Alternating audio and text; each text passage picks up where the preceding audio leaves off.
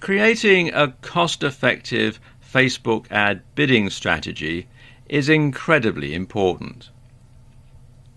Getting it wrong could leave you seriously out of pocket.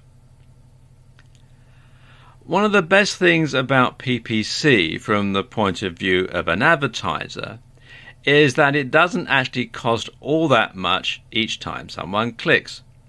As a rule, you generally pay only a few cents and up to, maybe $5 for clicks. And this means you have a fair margin for error when it comes to ROI, or return on investment. And if you're selling a product on your site, and let's say you make about $30 profit per sale, then you only need a small percentage of those clicks to actually result in a purchase to make a profit. Another great advantage of PPC marketing like this is there's no set cost for your clicks and the minimum spend is tiny.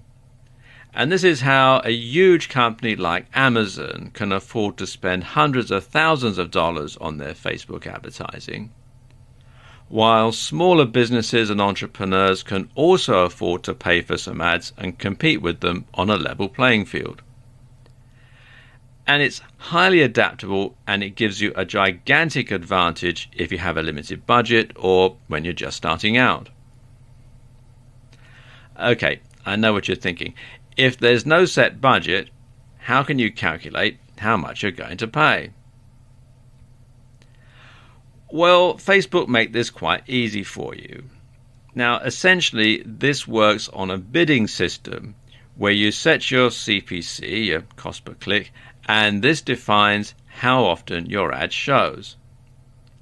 Now, like all of us, Facebook wants to earn as much money as possible. So the ads they show will be dictated by who is bidding the most. And each time there's a slot for an ad, all the relevant ones will be compared, and the ones which bid the highest will be shown the most often. But of course, it doesn't mean if you're paying lower, your ad won't be shown at all. It doesn't work that way. It's not like an auction. So let's say you're willing to bid $2 for each click. Well, chances are that your ad will be seen frequently, but it'll also cost you a lot. If you're only paying 5 cents for each click, your ad will be shown far more rarely. But at the same time, your overheads will be much lower each time someone does click on your ad. And another important factor to consider when making this decision is your overall budget. You can set a maximum budget with most forms of PPC, including Facebook advertising. And this allows you to set a cutoff point and a cap on how much you're going to spend. So, for example, if you were to set a daily budget of $100 and you were paying $1 per click, after your ad had been clicked on 100 times, reaching your daily limit of $100, your ad would stop showing and you wouldn't pay anything more. And this way, you'll be prevented from running up a massive bill. You can also pay per impression. And this means you'll pay each time your ad is shown. And this is the default setting for advertisers. But it's best avoided until you're certain that your ad is effective. Otherwise, you could end up paying for an ad that nobody clicks on. Unless, of course, you're looking for ways to build your brand and you're not interested about clicks. You just want to get out there. You just want to have people notice who you are and what your brand is, in which case paying by impression certainly makes sense. So, how much should you bid?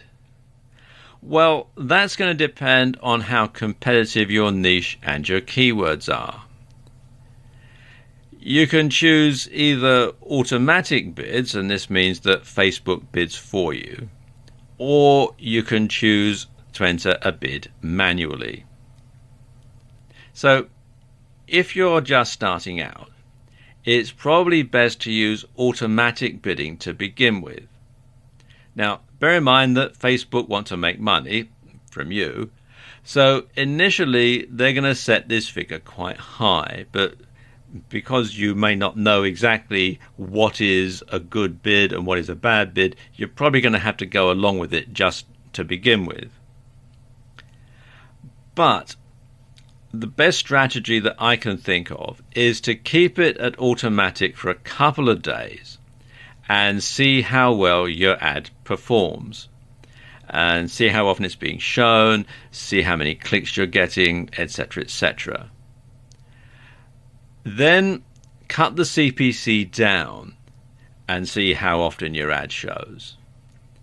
And you want to keep reducing it until your ad is showing less often than you want it to, and then you put the CPC up a bit so that it starts showing more frequently.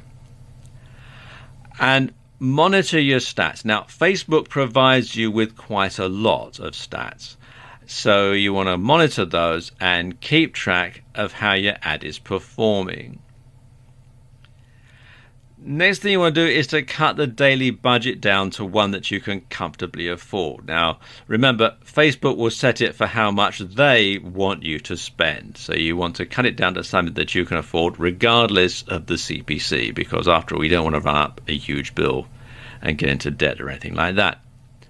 So once you've done this, you just have to experiment and tweak and test your ad for the best conversion. And it's something that you just have to play by ear most of the time, because there are so many different variables depending on your niche, on the keywords that you're going after, on your target audience, and so on. So there is no hard and fast rule. You just have to play it by ear and work through, tweak, test, improve, and so on. And then eventually you'll get to a point where your ad is performing optimally, and then you can just simply perhaps roll it out to a wider audience. But that is the best way that I know of to create a Facebook ad bidding strategy.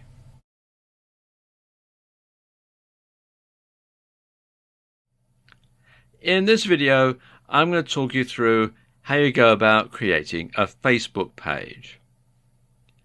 And if you're going to advertise on Facebook, it's a good idea to have an outstanding Facebook page to tie everything together. And this will allow you to gain a larger audience to market to, and it will ensure that when someone does go to your page, they'll have only positive experiences. Creating a Facebook page for your business is very similar to creating a profile page for yourself, and you have many of the same elements, such as information, a profile picture, and a cover image. Now, one tip here is to make sure you have strong branding that comes across in your page. A great logo makes a world of difference here, so invest the time and/or money in creating a good one. Also, consider using a writer to fill in your details, a professional copywriter to do that. And make sure that the writing style that you use matches the tone of your business. Now, they make it kind of hard to find the page to log in to create pages. So you want to come to this URL, which is facebook.com/pages/create.php. It takes you to this page here. It says create a page. And you'll see that there are various categories that you can have for your page. It can be for a local business or place, a company, organization, or institution, a brand or a product. It can be for an artist, band, or public figure. It can be entertainment or a cause or community. Now, each of these classifications will have specific fields that are unique to your page type. And it's a good idea to have all the relevant information to hand before you start putting your page together. Then what you do is simply follow the on-screen instructions as they walk you through the procedure. It's all pretty straightforward, regardless of what type of Facebook page you're going to set up. They do make it very, very easy to follow. One point that's common to all of these pages, though, is to have your logo as the profile picture. And this should be at least 180 by 180 pixels. And it's a good idea, if you don't already have a logo, to get one professionally designed, because it's just going to give a really good image about your business. So once your Facebook page is set up, you can then tie it all together with your advertising, and you'll find that things will flow very smoothly indeed.